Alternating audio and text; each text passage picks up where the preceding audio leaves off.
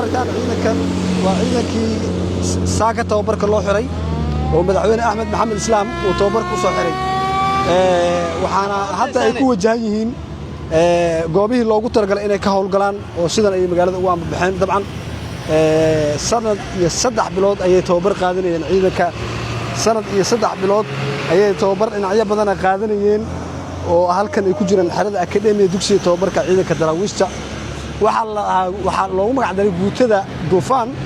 waxa xusid mudan dugsiga ay ka qalin jibiyeen ciidankan in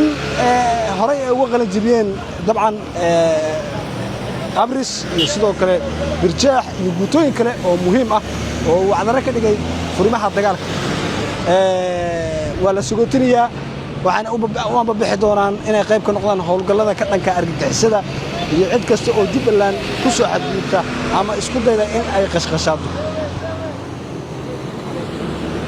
ciidan qaatay tababar heer kala duwan noocyo kala duwan isugu jira aad loo diyaariyay aad looga fikiray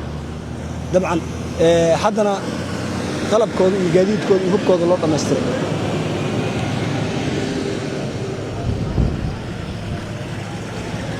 Jubbaland Media ayaa nagala socotaan halkan oo dabcan inta badan aan ku dhiirigelin ku garab taagana qaybaha kala duwan ee ciidamada Jubbaland waxaan qayb ka nahay howlgallada socda ee madaxweyne Axmed Maxamed Islaam sida rasmi ugu dhawaaqay waxaan rajaynaynaa mar dhow in aan ka soo hadalno meelo badan oo markaas Jubbaland ka tirsan oo cadawga ay ku sugan yihiin